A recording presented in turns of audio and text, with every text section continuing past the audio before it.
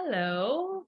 I have just completed my second week of postpartum, and while my son Lucas is taking a nap, I thought I would pop on and share a little bit about where I'm at and what has been going on so far.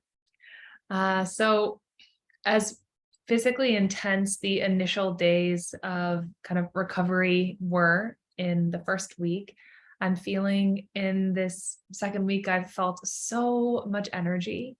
And I've all, despite having not that much sleep, and physically, I've been feeling really good, really strong. And I'm finding myself in this moment of wanting to do yoga and go out and walk and get up off of the couch or out of bed. And then also feeling the knowing and being reminded by my mother-in-law, who is still here with us, of the importance of remaining in a rest and recovery state, especially so early on. In 15 days since Lucas was born, it's like so much has happened, and yet it's still so new and it's still so early.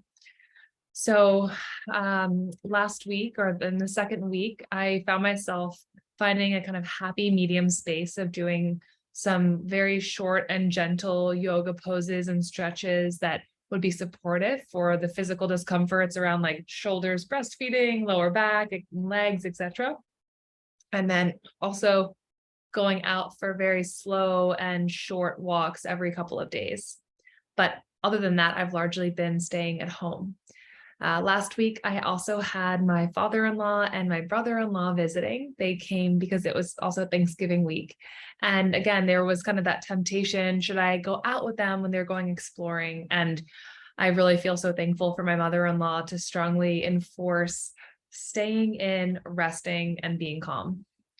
Now, that was the kind of the internal desire to have some exertion, but then also knowing the importance of rest. And this past week, what has really become apparent that it has been and will probably continue to be a challenge is finding the balance of what my needs are and that of Lila, my 2-year-old daughter, who now more than ever wants mommy to pick her up and wants mommy to take her places and wants mommy to do things with her.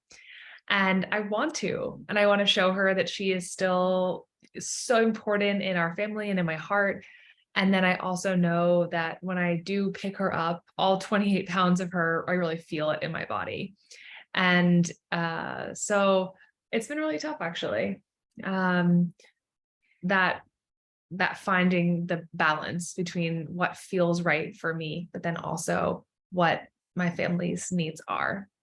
The past 2 weeks have been full of really nourishing foods as well. Every day, my mother-in-law is cooking 1 or 2 different soups as well as porridges. But unlike the first postpartum experience where it was everything like 5 meals a day, all cooked from scratch using traditional Taiwanese recipes, this postpartum has been so far a bit more of a hybrid. So some mornings I'm having kind of like Western flavored oatmeal instead of a traditional congee or like rice porridge. And some afternoons I'm having Spanish jamon and charcuterie, whereas the thought of taking things from outside or eating out wasn't an option for the postpartum recovery with Lila, but also because it was COVID. So that's another interesting thing I think I'm looking at in now week 2, which is the COVID bubble is over, which is where my first recovery was. There was no question of going out and about, and there was no restaurants that were open to be tempted by. And now we're back to kind of life as usual. And I'm asking myself, what is the right thing of leaving the house more or less, or being tempted by the exploration opportunities with family visiting. Luckily, I feel as though some of maybe the previous tendencies I've had around like people pleasing or wanting to host when people are visiting, I feel as though I've done a lot of prep work for this postpartum. So I don't feel the normal pull to want to take care of everything for everyone. Instead, I'm really allowing myself to be in receiving mode and allowing for the visitors who are coming here to help out and to be with our new family, really allowing them to help and to say yes when they offer things, which I feel so proud of because it's definitely counter to my wiring and conditioning. This is a big part that I focus on in my book, Mama Eats First, which is really allowing for other people to help the new mom.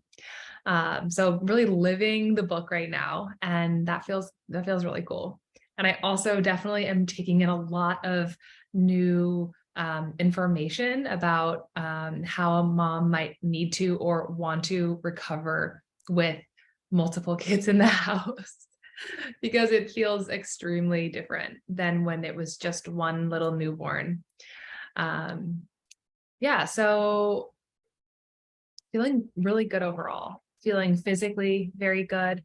Oh, this is something that I find quite interesting. So with my first pregnancy and postpartum, I chose to encapsulate my placenta.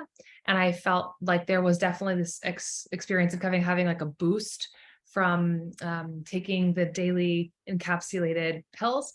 And after doing a ton of research and through the book, I made the decision this time to, instead of encapsulating my placenta, taking a higher dosage of desiccated beef organs like liver, heart, etc., which have a lot of similar nutrients that you find in the placenta.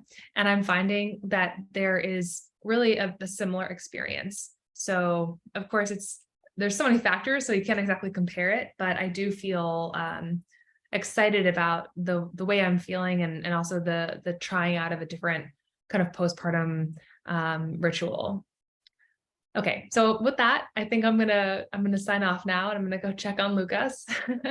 But just wanted to share this little update and yeah, I'm curious how, if anyone else is in their early days or preparing for the early days, what questions are coming up or what concerns you're having.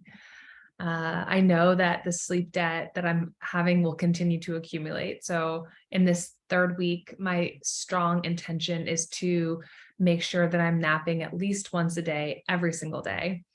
So hopefully saying that aloud will hold me even more accountable because it's surprisingly hard to actually close my eyes and sleep, even though I'm spending majority of the day resting. But a new week and a new chance to practice that. Okay, see you next week.